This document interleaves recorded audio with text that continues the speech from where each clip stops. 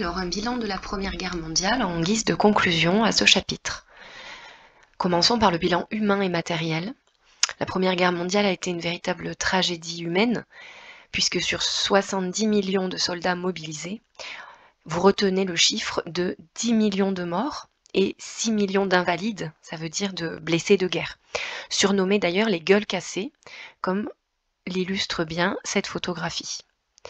Les blessures sont physiques, mais aussi psychologiques évidemment, et le retour à une vie normale est très difficile pour les poilus qui survivent, car les différentes sociétés européennes veulent tirer un trait sur ce temps de guerre et aller de l'avant. Or, le visage et les corps mutilés de ces hommes en gardent la trace permanente, donc ils sont souvent mis à l'écart. Alors c'est aussi un désastre matériel sans précédent, puisque les lieux des combats sont totalement détruits, et ce pour très longtemps. Encore aujourd'hui, dans le nord-est de la France, la terre garde encore les séquelles des tranchées et des trous d'obus avec des collines faites de petits vallons, de trous et de bosses en lien avec ces bombardements. Pour le bilan politique, on retient que l'Europe est sur le déclin, puisque les États européens qui ont mis toutes leurs économies dans ce conflit en sortent endettés et affaiblis. Il y a une puissance qui prend le devant de la scène, ce sont les États-Unis. Le cas de l'Allemagne est à étudier un peu plus précisément.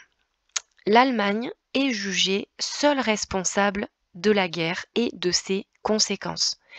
Ça, on le doit à la France, puisque le Premier ministre de l'époque, Clémenceau, que on voit ici, là, dans cette petite caricature, c'est celui qui tient la guillotine. Et face à la guillotine se tient un personnage qui représente l'Allemagne. Et en fait, c'est Clémenceau qui, par esprit de vengeance, rappelez-vous ce qu'on avait expliqué sur ce qui se développait au sein de la société française depuis les années 1870, d'esprit de revanche. Donc Clémenceau veut faire porter le chapeau entièrement à l'Allemagne. Donc lors du traité de Versailles en 1919, c'est le traité de paix signé entre la France et l'Allemagne, donc qui est signé à Versailles, dans la Galerie des Glaces, eh bien l'Allemagne est soumise à de très lourdes obligations. Elle doit payer de lourdes réparations aux vainqueurs. Ça signifie verser une somme d'argent astronomique parce qu'elle est donc responsable apparemment de tous les dégâts. Elle n'a plus le droit de fabriquer de matériel militaire, l'armée doit être réduite au minimum, il n'y a plus de service militaire d'ailleurs, et l'Allemagne doit renoncer à beaucoup de territoires, alors des colonies, mais surtout, bien évidemment, vous vous doutez, la France récupère l'Alsace et la Lorraine. Ce traité est signé non pas par l'Empire allemand. Nous, on avait appris que quand l'Allemagne était dans la guerre, c'était dans les empires centraux. Donc, c'est pas l'Empire allemand qui signe ce traité de paix. C'est la République de Weimar. C'est le nom du nouveau régime politique en Allemagne qui remplace la République qui disparaît à cause de la guerre. Mais à ce moment-là, dans la société allemande, se développe alors, j'ai fait une faute ici, le sentiment très fort de trahison de ces jeunes républicains, de ces républicains qui arrivent et qui, pour les Allemands, leur plantent un couteau dans le dos. C'est l'expression qui va être souvent employée dans la presse. Il y a un sentiment de rancœur, bien évidemment une haine envers les Français et une envie de vengeance.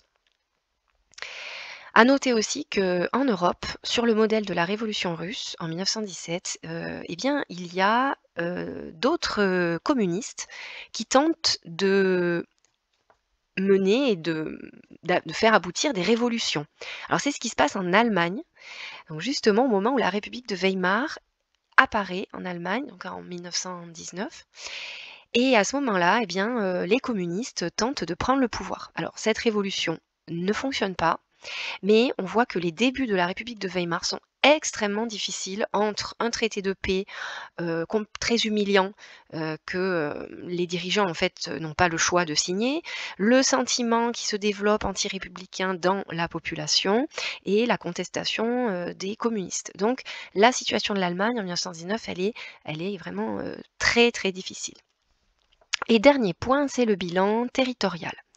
Donc ici, vous avez une présentation, là, dans cette bulle, des changements territoriaux, puisqu'il y a une nouvelle carte de l'Europe qui se dessine. Des empires disparaissent et notamment les perdants, donc l'Empire allemand qui devient une république, l'Empire d'Autriche-Hongrie qui devient 2 pays différents, l'Empire ottoman qui devient la Turquie et l'Empire russe qui devient quelque temps après ces traités de paix, l'URSS. De nouveaux États apparaissent. Alors j'ai parlé de l'Autriche-Hongrie, de l'Empire qui se scinde en 2, donc on va avoir d'un côté l'Autriche puis de l'autre la Hongrie qu'on distingue ici. Mais aussi ce pays, la Yougoslavie, qui d'ailleurs, je le rappelle, était l'enjeu du déclenchement de la Première Guerre mondiale, puisque les nationalistes slaves du Sud souhaitaient créer un grand pays slave du Sud, et c'est ce qui se passe à la fin de la Première Guerre mondiale. Apparaissent aussi des pays, là, les pays qui sont la Lituanie, l'Estonie, la Lettonie. Mais aussi un pays qui fait sa réapparition sur la carte, qui est la Pologne, qui avait disparu englobée par la Russie, avalée par la Russie et l'Allemagne, quelque temps avant la Première Guerre mondiale. Alors les frontières des États, évidemment, qui ont perdu, sont réduites, et les vainqueurs, eux, en gagnent. Sauf que ces frontières qui sont redessinées par les vainqueurs, posent en fait des problèmes. Beaucoup d'entre elles sont contestées, et c'est ce qui se passe, comme vous pouvez le voir sur la petite carte qui est là, dans la ville de Danzig.